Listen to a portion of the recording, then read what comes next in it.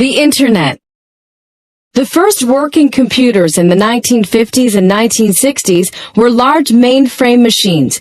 In some ways, they were like large calculating machines. The U.S. government, the military, and businesses and institutions used them for specific tasks. For example, they might be used to handle the payroll. As more uses were found for computers, the need to transfer data from one computer to another became a concern. In 1969, the U.S. government sponsored a program to explore ways for computers to transfer data over telephone lines. The first Internet was created with 4 computers linked together. Of course, computer use increased beyond anyone's expectations. Standards were developed that describe how data was to be transferred between computers. A common language for commands and communications emerged. Operating programs such as MS-DOS, Unix, Macintosh, and Windows came into existence. The Internet quickly expanded beyond government and military uses. The PC became the standard form of computer. Private agencies acted as hosts for Internet usage. Around 1982, there were 213 hosts. By 1986, there were 2,300. Today, there are millions. The role of computers expanded so quickly that the USSR, which had discouraged computer use, found itself left behind by the USA. Part of the reason for the collapse of the Soviet Union in 1989 was that they had fallen too far behind the United States in high-tech areas to ever catch up. One of the most popular uses of the computer is electronic mail or email. You can send a letter by computer over the Internet to anywhere in the world in seconds or less, and it doesn't cost anything extra. Now data can be transferred great distances almost instantaneously. Another major Internet use is the World Wide Web. In the early days, all web pages were text only. In the 1990s, it became possible to make web pages interactive and multimedia. Interactive means that readers could click on items on the web page and get more information. They could also communicate directly with the web page owner. Multimedia means that web pages were no longer text only. They could also have graphics, film, video, and audio. This has helped to turn computers into popular entertainment. Nowadays, people spend hours every day surfing the net. However, there are some problems. For some people, computers are addictive. Many businesses are trying to control employees using the net during working hours. Since the Internet includes just about every kind of information, not all of it is good. You can find directions on how to become a criminal or a terrorist. There are scam artists who want to cheat you out of money. There are also aggressive pornography salesmen, not to mention people who want to kill your computer with viruses. Since the Internet is not closely regulated, it's up to individual users to follow computer etiquette. Parents need to supervise their children's use of the net. Although the Internet has some disadvantages, many people see the net as one of the greatest inventions of modern times. The Great Walls of China. The Great Wall of China is famous in North America, and many tourists would like to travel there. However, most North Americans don't know very much about Chinese history.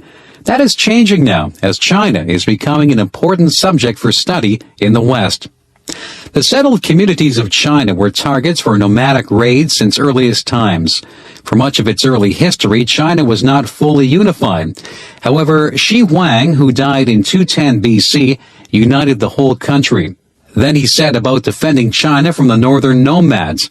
It seems likely there have been defensive walls in the north before. However, Shi Huang had a wall constructed across the entire north of China. This defensive wall extended for almost 2,000 miles and had 25,000 towers. Such walls were very expensive to build. They also required huge numbers of men to construct them and later to defend them. Even so, the Great Wall did not stop nomadic invasions altogether. Not long after Shi Huang's death, a tribe called the Huns crossed the wall. The emperor, Hu Ti, who expanded Chinese power beyond the wall, defeated them. Centuries later, the Mongols to the north of China were united under Genghis Khan. The Mongols attacked China, and Kublai Khan, grandson of Genghis, became the first non-Chinese emperor of China in 1279. Eventually, the Chinese rebelled and overthrew their Mongol rulers. Nonetheless, the Mongols remained a threat. In 1449, they destroyed a Chinese army and captured the emperor. A new Great Wall was begun to keep the Mongols out. This is the wall which tourists visit today and which is pictured on Chinese stamps. Construction continued for 200 years. While some parts were built of packed earth, much of the wall was built of stone, brick, and rubble. This is why it took so long. Stones had to be quarried and bricks baked and carried to the site. Laborers, peasants, soldiers, and criminals were forced to work on the wall. Large and small forts and watchtowers carefully guarded the wall. Nearly 1 million soldiers were stationed along it. The Chinese defenders lit fires when the enemy was sighted. Plumes of smoke and cannon shots told that the enemy was advancing and how many there were. By 1644, the new wall was almost completed. That same year, however, an internal uprising overthrew the emperor. This revolt was partly caused by the high taxes demanded to pay for the wall. The emperor's men invited the nomadic Manchu tribe to come through the gates in the wall to help put down the revolt. The Manchus came, but they stayed and ruled China for several hundred years. Since the Manchus ruled both north and south of the wall, they did not care about maintaining it. Many parts fell into disrepair, and some completely disappeared. Today, the parts that remain are a major tourist attraction. The Great Wall of China is one of the wonders of the world, even if it really didn't succeed in its purpose of keeping the northern nomads out of China. The Florida Everglades.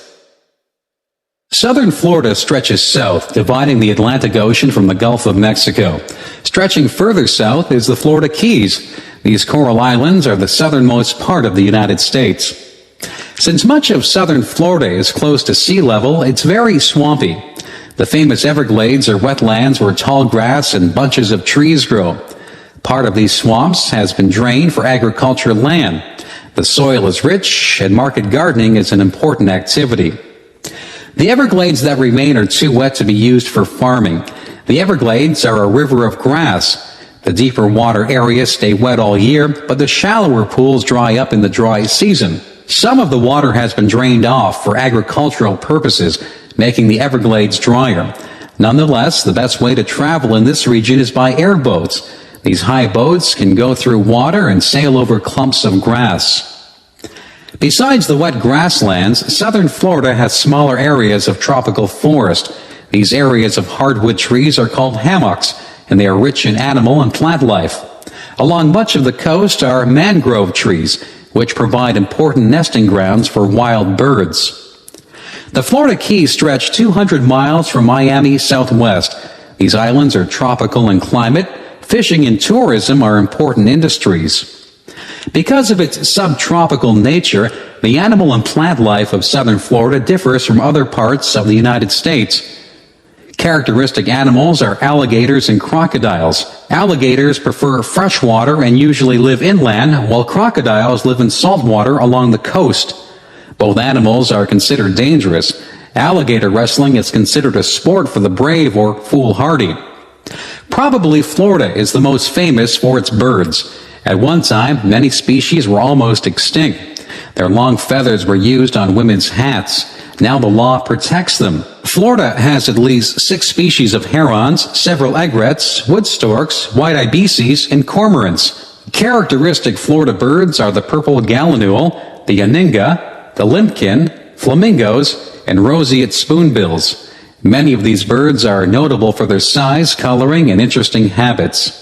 Notable animals include the key deer, a miniature form of the white-tailed deer. There are also panthers or cougars, bobcats, marsh rabbits, mangrove squirrels, round-tailed muskrats, and the manatee. Naturally, the Everglades are home to many reptiles. Snakes are common, both water snakes and land species. There are 4 poisonous varieties. Both land and sea turtles abound, and lizards are fairly common. Fishing is a major industry. Sports fishermen go to sea in search of trophies such as marlin, sailfish, and tarpon. Smaller fish are caught commercially. Freshwater sport fish include bass and gar. After many decades of work to protect the animals and plants of the Everglades, the region finally became a national park in 1947. It is the third largest park in the USA and covers 1.5 million acres. Within the park live 300 kinds of birds, 30 kinds of mammals, 65 kinds of reptiles and amphibians, and nearly 1,000 species of flowering plants. Of course, it is a major tourist attraction.